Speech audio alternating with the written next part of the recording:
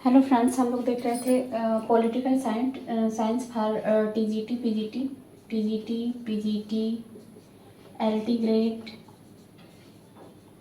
Grade और Bihar state जो पहला वाला पेपर है उसमें टीजीटी का जो जितना भी सिलेबस है उसके अंतर्गत हम लोग पॉलिटिकल साइंस पढ़ रहे थे। हम लोगों ने देखा था पिछले वीडियो में कि राजनीति को दो भागों में बांटा गया है, सैद्धांतिक राजनीति और व्यवहारिक राजनीति। व्यवहारिक राजनीति में राज्य के क्रियाकलापों का अध्ययन किया जाता है, जबकि सैद्धांतिक राजनीति में राज्य की मूल समस्याओं का अध्ययन किया जाता है, समस्याओं से संबंधित है अध्ययन किया जाता है। इसके बाद राजनीति सिद्धांत को भी दो भागों में, ये राजनीति को दो भागों में बांटने का काम जो है किया फ्रेडरिक पोलक ने किया था। राजनीति सिद्धांत को भी दो भागों में बांटा गया है, परंपरागत राजनीति सिद्धांत और आधुनिक राजनीति सिद्धांत। आधुनिक राजनीति सिद्धांत को व्यवहारवादी राजनीति सिद्धांत कहा जाता है। ये 20वीं शताब्दी से इसका प्रारंभ हो गया था और परंपरागत राजनीति सिद्धांत 16वीं से और 16 से लेकर 19वीं शताब्दी तक इसका काल रहा, यानी कि सेकेंड विश्व युद्ध के पहले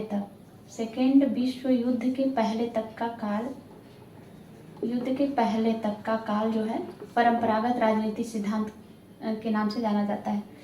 अब इसको परंपरागत राजनीति सिद्धांत क्या है, आधुनिक राजनीति सिद्धांत क्या है, इसको ऐसे समझते हैं डायग्राम के माध्यम से। 16वीं से लेकर 19वीं शताब्दी तक को हमने बांट दिया परंपरागत राजनीति सिद्धांत में, और नीचे जो है आधुनिक राजनीति सिद्धांत को 20वीं शताब्दी के अंतर्गत रखा। परंपरागत राजनीति सिद्धांत की क्या क्या विशेषताएं हैं, इसके अंतर्गत क्या क्या चीज़ें आती हैं उसको हम देखते हैं।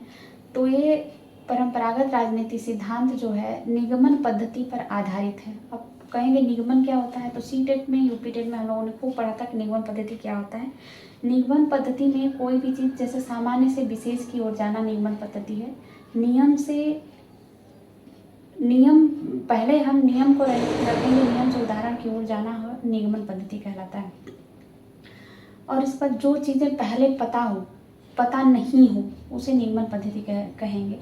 यह इतिहास और दर्शन पर आधारित होता है और कानून से अपनी सामग्री प्राप्त करता है। इतिहास, दर्शन और कानून से अपनी शिक्षण सामग्री ये प्राप्त करता है परंपरागत राजनीति सिद्धांत। मनुष्यों के राजनीतिक व्यवहार की उपेक्षा करता है। क्या करता है, उपेक्षा करता है।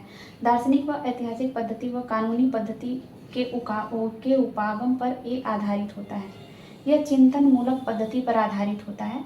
चिंतन मूलक पद्धति यानी कि जिसमें तर्क वितर्क के माध्यम से कोई चीज़ ज्ञात की जा रही हो। परंपरागत राजनीतिक सिद्धांत दार्शनिक दृष्टिकोण रखता है। दार्शनिक दृष्टिकोण की वजह से आदर्शों, मूल्यों और मानकों पर आधारित होता है। ये संस्थाओं के अध्ययन पर बल देता है, जबकि स्वायत्तता इसके अंदर नहीं है, स्वायत्त नहीं है। राज्य सरकार व संप्रभुता पर विशेष बल देता है। इसके बाद आधुनिक राजनीतिक सिद्धांत को हम लोग देख रहे हैं, जो कि 20वीं शताब्दी के अंतर्गत आया। यह आगमन पद्धति पर आधारित, इसका जस्ट उल्टा होता है, आगमन पद्धति पर आधारित होता है। मनुष्यों के राजनीतिक व्यवहार पर बल देता है, इसलिए इसे व्यवहारवाद भी कहा जाता है। राजनीति को मूल्य निरपेक्ष बनाने पर बल देता है। राजनीति को स्वायत्त बनाने पर बल देता है।